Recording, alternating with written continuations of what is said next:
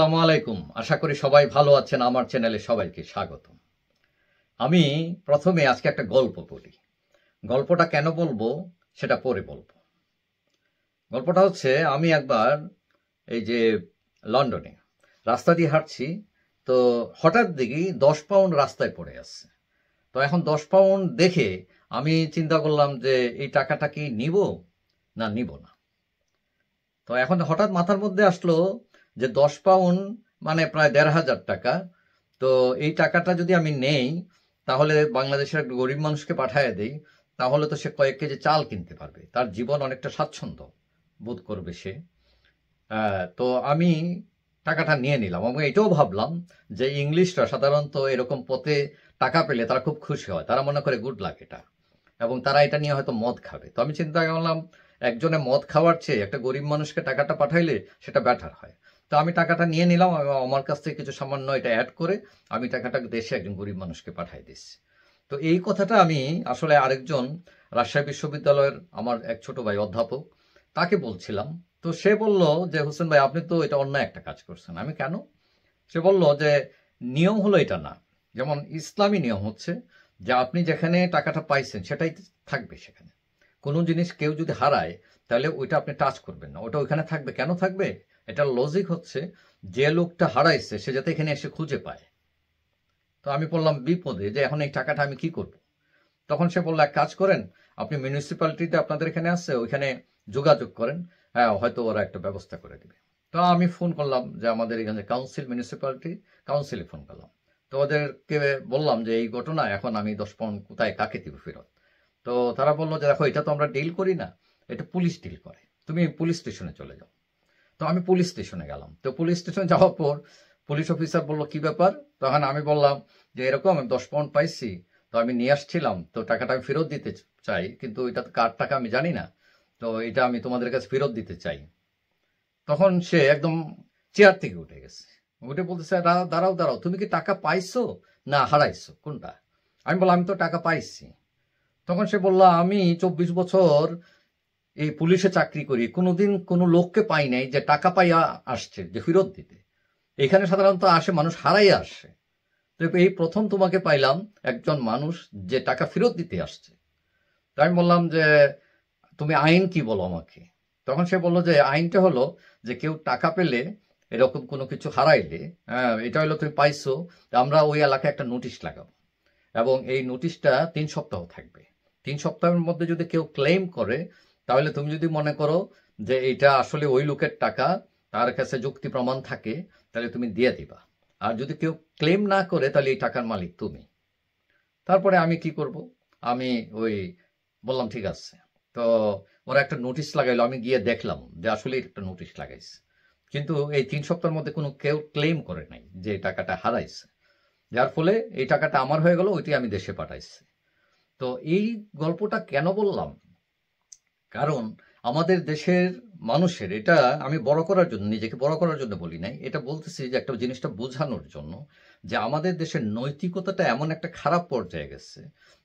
যেমন গণভবন, গণভবনে কত মানুষ ঢুকছে শেখ হাসিনা সরকারের পতনের পর। দেখলাম যে কেউ মুরগি নিয়ে যাইতেছে, কেউ মাছ নিয়ে, সবজি নিয়ে, গহনা, ব্রা, টিভি, ফ্রিজ। এটা তো এক ধরনের চুরি।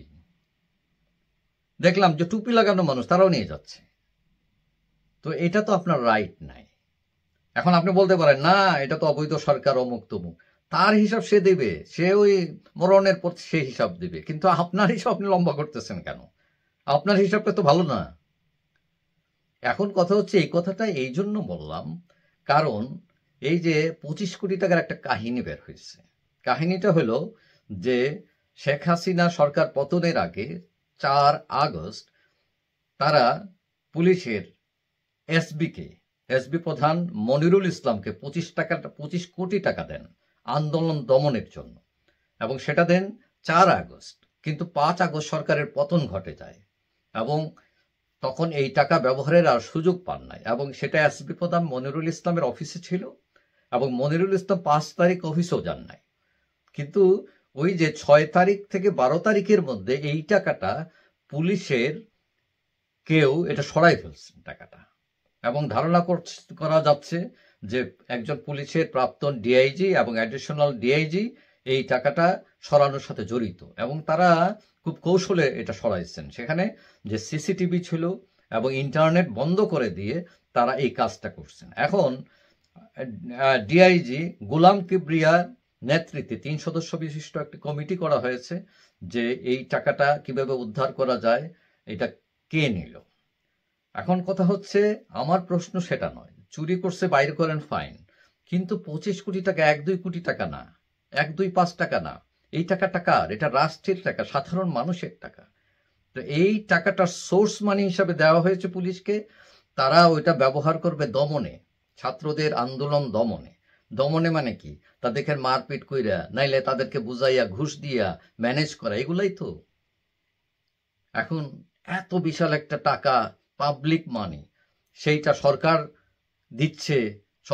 দিচ্ছে দমন করার জন্য, মারার জন্য, তাদের ঘুষ দিয়ে তাদেরকে ম্যানেজ করার জন্য। What is this? আমাদের নৈতিকতাটা কোথায় দাঁড়িয়েছে? ঘটনা যদি সত্য হয়, শেখ হাসিনা তিনি জাতির জনকের কন্যা, তার আন্ডারে যদি এই ধরনের কাজ হয়ে থাকে, তাহলে মানুষ কোথায় গিয়ে দাঁড়াবে?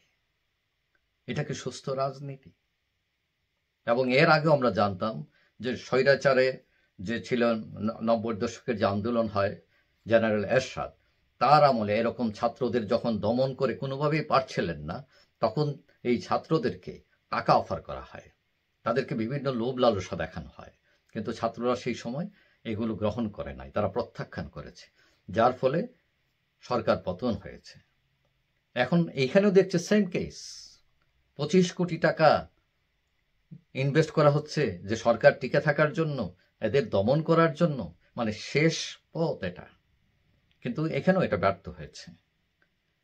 এখন কথা হচ্ছে, আমাদের দেশে যারা রাজনীতি, এটা শেখ হাসিনা খারাপ সেটা শুধু বলছি না আমি জানি না তিনি এটার সাথে জড়িত কি না, এটা হয়তো প্রমাণ হবে, কিন্তু আমাদের দেশের রাজনীতিতে এই ধরনের, যেমন আরেকটা ঘটনার কথা বলি, যেমন এক সময় এক জাসদ নেতা তিনি বলছিলেন যে যখন মফস্বলে গিয়েছেন, তখন তিনি গিয়ে প্রশ্ন করছিলেন মফস্বলে যে তোমরা এটা করলা কেন, ওইটা করলো কেন, কমিটি এরকম হলো কেন, বিভিন্ন ধরনের প্রশ্ন করছিলেন। তখন এক মফস্বলের এক নেতা খুব ক্ষেপে গেল ওই কেন্দ্রীয় নেতার প্রতি। সে বলল যে আপনারা এত প্রশ্ন করেন, এত জবাবদিহি দিতে হবে, আপনারা ঢাকায় কি করেন? আপনি আজকে এটা জবাব দিয়ে যেতে হবে। তখন এটা নিয়ে উত্তপ্ত বাক্য বিনিময়, এবং তিনি রাগে একটা কথা বলেই ফেলছেন, বলে সব কথা তোমাদের জানা উচিত না, জানলে এটা পার্টির জন্য খারাপ হবে। তখন সে বলে না, আপনি বাইরে যেতে পারবেন না আজকে, না বলে সেই কথা কি?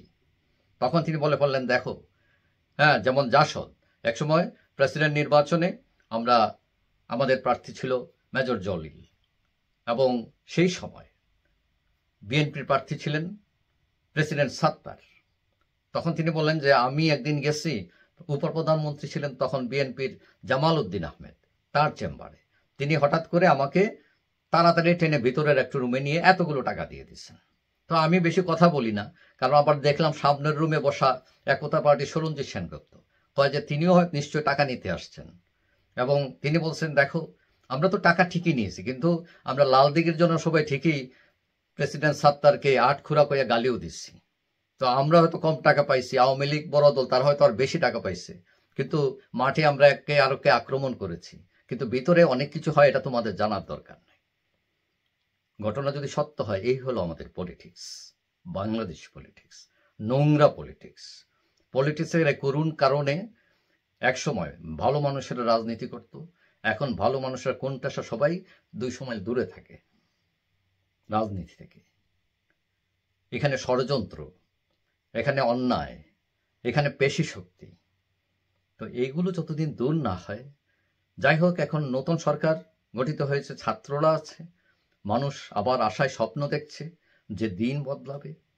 আমরা সবাই আশায় থাকলাম, এবং এই যে 25 কোটি টাকার কাহিনী, সেটা উন্মোচিত হোক, রাষ্ট্রের টাকা রাষ্ট্রের কাছে ফিরে আসুক, যাতে মানুষ সেই টাকায় উপকৃত হয়, রাস্তাঘাট, বিভিন্ন ধরনের উন্নয়ন কর্মকাণ্ডে যাতে সম্পৃক্ত হয়। শুধু এটা নয়, যারা হাজার কোটি টাকা লুটপাট করেছেন, যারা অন্যায়ভাবে কোটি কোটি টাকা বানিয়েছেন, সকলের এই অর্থ পাচার করেছেন, সব টাকা একত্রিত করে রাষ্ট্রের ফান্ডে নিয়ে আসা হোক, এবং মানুষের কল্যাণে সেটা ব্যবহার করা হোক, এটাই মানুষের দাবি আজকে।